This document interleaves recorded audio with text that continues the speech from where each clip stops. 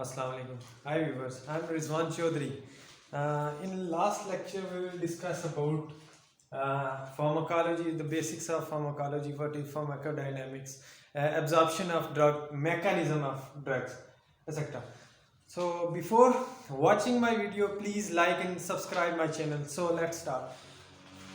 Last lecture में मैंने आपसे डिस्कस किया था कि फार्माकोकाइनेटिक्स को ही हम डिस्कस कर रहे हैं, ठीक है। तो अभी क्या है, लास्ट लेक्चर में ड्रग की एब्जॉर्प्शन तक मैंने बताया था कि ड्रग की एब्जॉर्प्शन कैसे होगी। अब ड्रग की एब्जॉर्प्शन फिर हो रही थी कि डिफरेंट मैकेनिज्म्स के थ्रू जो डिफियन सिंपल डिफियन से ड्रग्स की हमारे पास एब्जॉर्प्शन हो रही थी, ठीक है। फैसिलिटेटेड डिफियंस के थ्रू हो रही थी, एक्टिव ट्रांसपोर्ट्स के थ्रू हो रही थी, एंडोसाइटोसिस हो रही थी। तो डिफरेंट पैरामीटर से डिफरेंट फैक्टर्स थे जो ड्रग की एब्जॉर्प्शन पे इफेक्ट कर रहे थे। तो आज हमने देखना है कि ड्रग की एब्जॉर्प्शन तो होगी है ब्लड में, अब ड्रग की डिस्ट्रीब्यूशन कैसे होगी। जैसे सपोज हमने एक ड्रग लिया है, उसकी डिसइंटीग्रेशन हुई है, डिसइंटीग्रेट हो के वो क्या हुई जीआईटी में, वहां पे एब्जॉर्प्शन होगी। अब एब्जॉर्प्शन के बाद हमारा जो नेक्स्ट स्टेप आएगा वो है कि ड्रग की डिस्ट्रीब्यूशन कैसे हो रही है, ठीक है। एब्जॉर्प्शन हो गई, ब्लड में चली गई, ब्रेन में जा रही है, किडनी में जा रही है, लिवर में जा रही है, एक्सेट्रा अदर ऑर्गन्स में जा रही है। तो जितनी डिस्ट्रीब्यूशन जो हमारे पास ब्लड का फ्लो ज्यादा होगा, डिस्ट्रीब्यूशन उतनी ज्यादा होगी जो जिस ऑर्गन्स में। तो डिफरेंट फैक्टर्स होते हैं हमारे पास जो ड्रग की डिस्ट्रीब्यूशन पे इफेक्ट करते हैं। नंबर 1 अगर हम बात कर लें तो ब्लड फ्लो है। अब ब्लड फ्लो जितना ज्यादा होगा उतनी हमारे पास ड्रग की डिस्ट्रीब्यूशन ज्यादा होगी, चूंकि एब्जॉर्प्शन तो होगी है ड्रग की ब्लड में। तो जितना ब्लड फ्लो उसका ज्यादा होगा उतनी वो डिस्ट्रीब्यूशन ज्यादा होगी। अगर ब्लड का फ्लो कम होगा उसकी डिस्ट्रीब्यूशन कम होगी। हमारे पास जो ब्रेन है, किडनी या लिवर, यहाँ पे जो ब्लड फ्लो होता है वो ज्यादा होता है, हाई होता है, ठीक है। तो डिस्ट्रीब्यूशन जो होगी ड्रग की वो भी ज्यादा होगी हमारे। और ऑन द अदर हैंड अगर हम बात करें बाकी जो स्केलेटल मसल्स वगैरह होते हैं, अदर ऑर्गन्स, तो वहां पे जो ब्लड फ्लो है वो कम होगा तो डिस्ट्रीब्यूशन भी कम होगी। नेक्स्ट फैक्टर हमारे पास आ जाता है कि कैपिलरी की जो परमिएबिलिटी होगी, ठीक है। अब जितना जो कैपिलरीज होंगी हमारे पास, उसके जो जंक्शंस होंगे वो लूज होंगे, उतनी हमारे पास जो है ड्रग की परमिएबिलिटी ज्यादा होगी, ठीक है। ये हमारे पास पोस्ट कैपिलरीज हैं, तो इनके दरमियान जितने लूज जंक्शंस होंगे ना उतनी हमारी ड्रग जो होगी वो परमिएबल होगी। यहां से क्या करेगी, मूव आउट करेगी और आगे रिस्पांस देगी हमें। जितने ये जंक्शन जो होंगे वो टाइट होंगे उसकी उतनी ही परमिएबिलिटी कम हो जाएगी। तो ये फिर सेकंड फैक्टर हो गया हमारा कि जो कैपिलरीज होती हैं उसकी परमिएबिलिटी, ठीक है। अगर परमिएबिलिटी जितने जंक्शन जो होंगी, जो कैपिलरीज के दरमियान जो जंक्शन होंगी जितने टाइट्स होंगे परमिएबिलिटी उतनी ही कम होगी। जंक्शन लूजली अटैच हमारे पास लूज है अगर, तो क्या होगी इसकी जो परमिएबिलिटी होगी ड्रग की वो क्या होगी, ज्यादा होगी, और इसका जो डिस्ट्रीब्यूशन है वो भी ज्यादा होगा। देन हम डिस्कस करते हैं कि प्रोटीन बाइंडिंग। अब प्रोटीन बाइंडिंग की भी हमारे पास दो टाइप्स होती हैं। एक होती है फ्री बाइंडिंग, जो होती है प्रोटीन बाइंडिंग की दो टाइप्स है।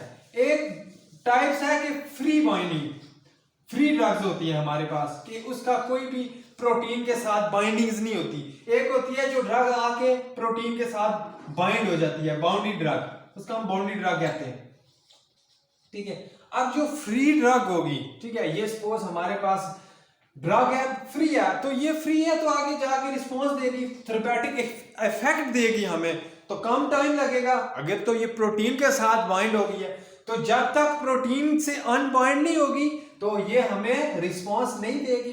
तो यहाँ पे जो इसका इफेक्ट होगा वो उसके लिए फिर इसके फार्माकोलॉजिकल एक्शन का जो डिसीजन होगा। और अगर हम रिस्पांस की बात करें तो वो क्या होगा, वो टाइम लेगा रिस्पांस देने में, जबकि जो फ्री ड्रग्स होंगी तो वो हमें जल्दी रिस्पांस देगी, ठीक है। तो ये होगी हमारे पास प्रोटीन बाइंडिंग्स की कि कैसे हमारे पास। अब प्रोटीन बाइंडिंग में मैंने बताया आपको, ये हमारे पास ड्रग है, आगे प्रोटीन के साथ बाउंड होगी। कोवैलेंट बॉन्डिंग जब होगी तो हमारे पास उस वक्त तक ड्रग अवेलेबल नहीं होगी, अपना रिस्पांस नहीं देगी जब तक ये प्रोटीन से अनबाइंड नहीं होगी, ठीक है। तो अनबाइंड जब होगी तो हमें क्या देगी, इफेक्ट देगी, फार्माकोलॉजिकल एक्शन। नेक्स्ट जो फैक्टर आ जाता है डिस्ट्रीब्यूशन ऑफ ड्रग का, वो हमारे पास आता है कि लिपोफिलिसिटी। ठीक है। Fourth factor is lipophilicity. Lipophilicity, अब लिपोफिलिसिटी में ये होता है कि जो ड्रग्स हमारे पास उनकी नेचर लिपिड्स की होती है, लिपिड इन नेचर, वो तो इजीली हमारे पास क्या हो जाएंगी, मेम्ब्रेन को क्रॉस कर जाएंगी। जो हमारे पास होंगी जिसकी लिपोफिलिसिटी कम होगी तो उसके लिए कि वो फिर पुअरली सॉल्युबल होंगी, ठीक है। नेक्स्ट फैक्टर से आ जाता है हमारे पास के कुछ ड्रग्स होती हैं। अब ड्रग्स, यहाँ पे एक क्वेश्चन ये है कि ड्रग जो होती हैं, क्वेश्चन आपसे ये भी पूछ सकते हैं कि बॉडी में ड्रग कहाँ पे स्टोर होते हैं, तो जो मैक्सिमम ड्रग्स होती हैं वो प्रोटीन के साथ बाइंड होती हैं, प्रोटीन में स्टोर होती हैं। सारी ड्रग्स के लिए नहीं है, लेकिन मैक्सिमम जो ड्रग्स होती हैं हमारे पास वो उनकी प्रोटीन बाइंडिंग्स होती हैं, ठीक है, प्रोटीन के साथ बाइंड हो जाती हैं, वहीं पे ही स्टोर होगी, ठीक है। ये हो गया कि डिस्ट्रीब्यूशन कैसे होगी ड्रग। नेक्स्ट हम देखते हैं इसमें फिर कि जो बायो अवेलेबिलिटी, इसमें एक फैक्टर हमारे पास आता है, इसका जो फैक्टर है लिपोफिलिसिटी होगी, उसके बाद है volume of distribution. Volume of distribution, अब वॉल्यूम ऑफ डिस्ट्रीब्यूशन का फार्मूला हम कैसे फाइंड आउट कर सकते हैं, ठीक है। तो उसके लिए फार्मूला है कि जो अमाउंट होती है ड्रग की बॉडी में प्रेजेंट है, ठीक है, amount of drug in body, amount of drug in body divide करेंगे उसकी जो प्लाज्मा कंसंट्रेशन है, ठीक है, प्लाज्मा कंसंट्रेशन, प्लाज्मा कंसंट्रेशन कितनी है, तो ये हमारे पास क्या आ जाएगा, वॉल्यूम ऑफ डिस्ट्रीब्यूशन। तो ये कुछ फैक्टर्स थे जो डिस्ट्रीब्यूशन ऑफ ड्रग पे इफेक्ट कर रहे थे, तो इसको मैंने डिस्कस कर लिया। नेक्स्ट देखते हैं बायो अवेलेबिलिटी, तो मोस्ट इंपॉर्टेंट टॉपिक है कि बायो अवेलेबिलिटी क्या है। अब बायो अवेलेबिलिटी में हमारे पास दो चीजें आती है, bio availability, bio mean living things, bio availability, bio availability. अब बायो टू वर्ड्स है, bio availability, bio mean living things and availability to the how extent, के कितनी जो है ड्रग बॉडी में अवेलेबल है, वो फार्माकोलॉजिकल एक्शंस दे रही है, ठीक है। लिविंग थिंग्स होगा और ये availability, how much available for pharmacological action, available for action, ठीक है। अब ये हो गया कि बायो अवेलेबिलिटी।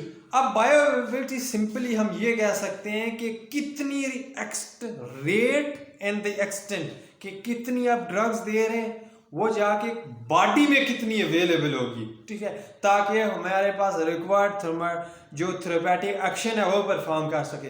इसी को हम क्या कहते हैं, दिस इज बायो अवेलेबिलिटी, ठीक है। अब बायो अवेलेबिलिटी को हम फाइंड कैसे करते हैं, कैसे फाइंड आउट करें, तो हमारे पास जो मैक्सिमम बायो अवेलेबिलिटी होती है, ठीक है, वो है आईवी, जो इंजेक्टेबल्स होते हैं, ठीक है, उनकी जो बायो अवेलेबिलिटी होती है वो 100% होती है, ठीक है। आईवी रूट्स के थ्रू जो को भी आप इंजेक्शन दे रहे हैं, इंजेक्टेबल्स दे रहे हैं, तो उसकी जो बायो अवेलेबिलिटी होगी वो 100% होगी।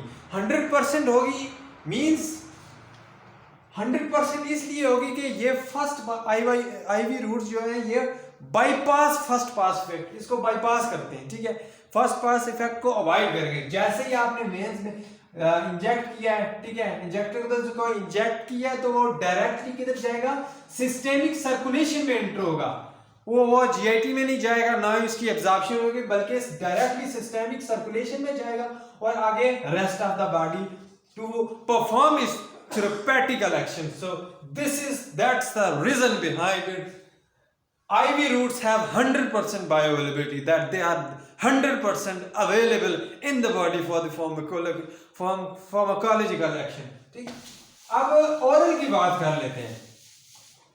In case of oral, अब सपोज यहाँ पे मैं एक एग्जांपल दे देता हूँ आपको बायोअवेलेबिलिटी, कि आपने 100 mg flurbiprofen usually for dental pain 100 mg दी है, एडमिनिस्ट्रेट किया, स्टमक में जाके इसकी डिसइंटीग्रेशन हुई, डेसोल्यूशन हुई, देन एब्जॉर्प्शन हुई ब्लड में, पोर्टल सर्कुलेशन में गई और नेक्स्ट फिर कहाँ पे गई है, सिस्टेमिक सर्कुलेशन और then rest of the body. तो देखें यहाँ पे क्या होगा कि लेंथी प्रोसेस है, ज़ाया भी हो जाएगी। कोई ये है कि फूड के साथ इसका इंटरेक्शन हो सकता है, तो 100% अवेलेबल मे बी ये 70% बॉडी को अवेलेबल हो, डिपेंड करती है इसकी फार्मूलेशन पे डिपेंड करेगी। तो इसके लिए है कि ओरल में फर्स्ट पास इफेक्ट होता है।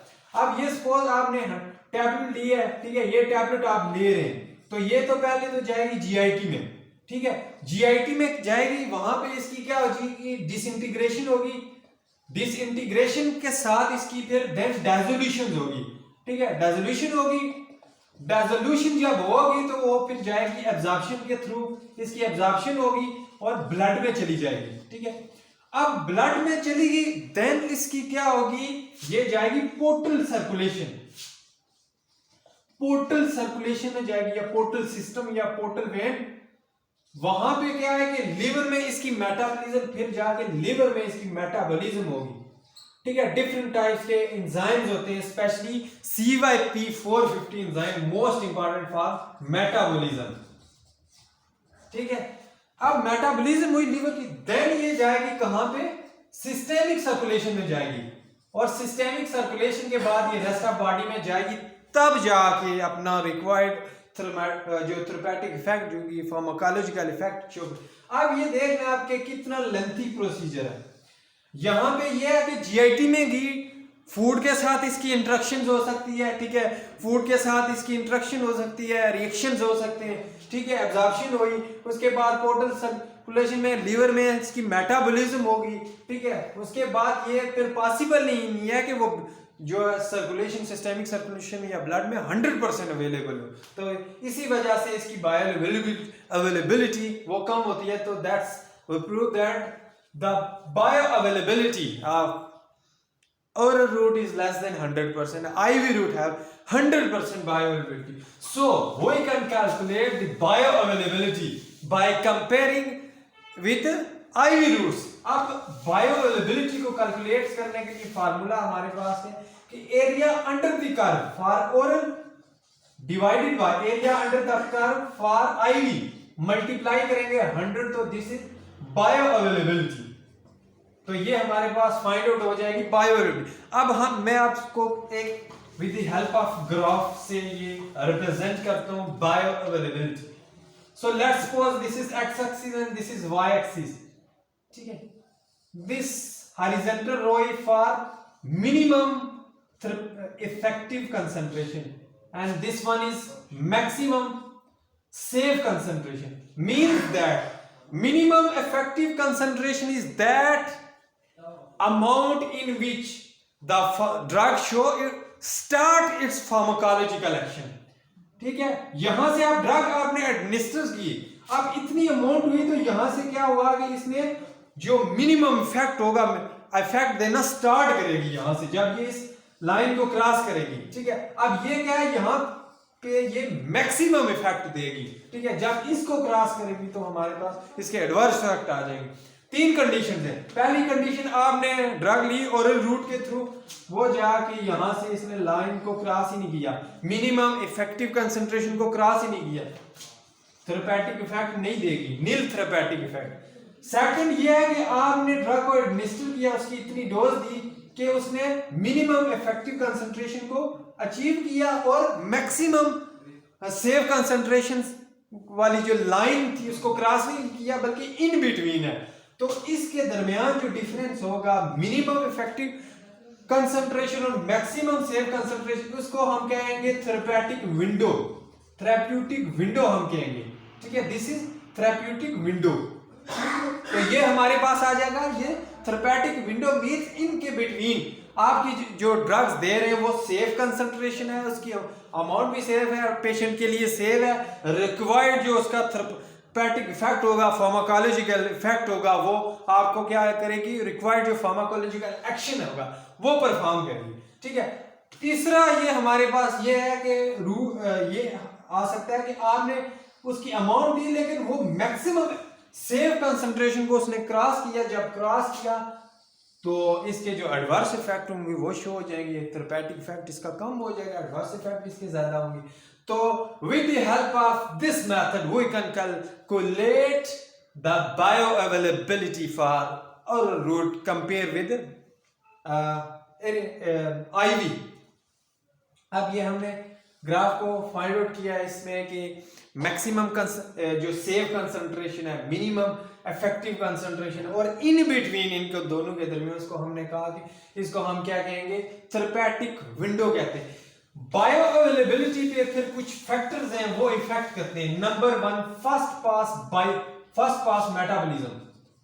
पास मेटाबॉलिज्म, या इसको इफेक्ट कहते हैं पास मेटाबॉलिज्म। ठीक है, अब फर्स्ट पास मेटाबॉलिज्म में ये होगा कि आपने ड्रग एडमिनिस्टर की, ये ड्रग ली आपने, जीआईटी में गई, जीआईटी में इसकी डिसइंटीग्रेशन हुई, डेसोल्यूशन हुई, एब्जॉर्प्शन हो गई, ब्लड में चली गई, इसकी एब्जॉर्प्शन हुई और ब्लड में गई।